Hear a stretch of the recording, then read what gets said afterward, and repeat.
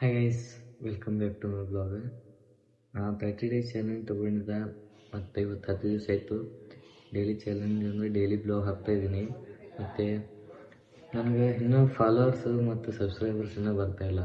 ಇವಾಗ ನನ್ನ ಯೂಟ್ಯೂಬ್ನಲ್ಲಿ 30 ಸಬ್ಸ್ಕ್ರೈಬರ್ಸ್ ಇದ್ದಾರೆ ಇವಾಗ. ಮತ್ತು ಪೈಲ ಎಷ್ಟಿದ್ರಂದರೆ 11ಕ್ಕೆ ಅಷ್ಟೇ ನಿಂತಿತ್ತು.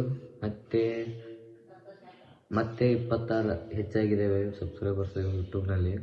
ಮತ್ತು ನಾನು ಇನ್ಸ್ಟಾಗ್ರಾಮ್ನಲ್ಲಿ ಹಾಕ್ತೀನಿ ಮತ್ತು ಯೂಟ್ಯೂಬ್ನಲ್ಲಿ ಹಾಕ್ತೀನಿ. ಇನ್ಸ್ಟಾಗ್ರಾಮ್ನಲ್ಲಿ ಏನು ಹಾಕಿರ್ತೀನಲ್ಲ ಕಾಂಟೆಂಟು, ಅದು ನಾನು ಯೂಟ್ಯೂಬ್ನಲ್ಲಿ ಹಾಕಿರ್ತೀನಿ ಶಾರ್ಟಾಗಿ, ಇಲ್ಲಾಂದರೆ ಫುಲ್ ಲಾಂಗ್ ವಿಡಿಯೋ ಆಗಿ ಹಾಕ್ತೀನಿ. ಮತ್ತು ಯೂಟ್ಯೂಬ್ ಹಾಕಿದ್ದು ಇನ್ಸ್ಟಾಗ್ರಾಮ್ಗೆ ಹಾಕ್ತೀನಿ. ಮತ್ತು ಇನ್ನೂ ನೀವೇನೋ ಫಾಲೋ ಮಾಡಿಲ್ಲ ನೀವು ಅನ್ನಿಸುತ್ತೆ. ನಿಮ್ಮಲ್ಲಿ ವಿಡಿಯೋ ಬಂದಿತ್ತು ಅಂದ್ರೆ ಫಾಲೋ ಮಾಡ್ಕೊರಿ. ಯಾಕಂದರೆ ಇನ್ನೂ ಇದು ಸಣ್ಣದು ಐತಿ, ಇನ್ನೂ ದೊಡ್ಡದು ಮಾಡೋದೈತಿ.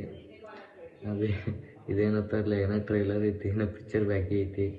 ಹಂಗೆ ಈಗ ಭಾಳಷ್ಟು ಮಂದಿ ನೋಡಿ ಕಂಟೆಂಟ್ ಕ್ರಿಯೇಟರು ಒಬ್ಬೊಬ್ರು ಹೆಂಗೆ ಗ್ರೋತ್ ಆಗ್ಯಾರತ್ತ. ನಾನು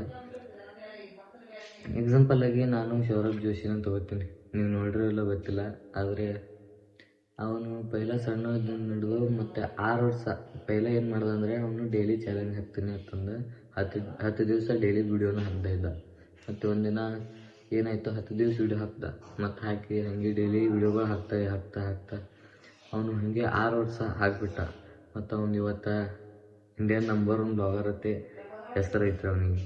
ಮತ್ತು ನೋಡ್ರಿ, ನಾವು ಡೈಲಿ ಬ್ಲಾಗ್ ಹಾಕಿದ್ರೆ ನಾವು ಕಂಟೆಂಟ್ ಕ್ರಿಯೇಟ್ರ್ ಅವನಂಗೆ ಆಗಲ್ಲ, ಆದರೆ ತುಸರಿ ಅವ್ನು ಇದ್ರೆ ಟ್ರೈ ಆಗ್ತೇವೆ ಅನ್ನೋದು ಅಷ್ಟು ವಿಶ್ವಾಸ ಐತಿ. ಮತ್ತು ಟೈಮ್ ನಮ್ಮದು ಬರ್ತದೆ ಅಂದರೆ ಈಗ ಭಾಳಷ್ಟು ಜನ ಈಗ ಟಾಪ್ನಲ್ಲದ. ಈಗ ನಾ ಸಣ್ಣ ಕಂಟೆಂಟ್ ಕ್ರಿಯೇಟ್ರ, ನನಗಷ್ಟು ಸಬ್ಸ್ಕ್ರೈಬರ್ಸ್ ಮತ್ತು ಫಾಲೋವರ್ಸ್ ಇಲ್ಲ. ಮತ್ತು ಒಂದಿನ ಸಬ್ಸ್ಕ್ರೈಬರ್ಸು ಫಾಲೋವರ್ಸು ನಂದು ಗಟ್ಟಲೆ ಆಗ್ತಾವಂತ ನನಗೂ ಗೊತ್ತದ.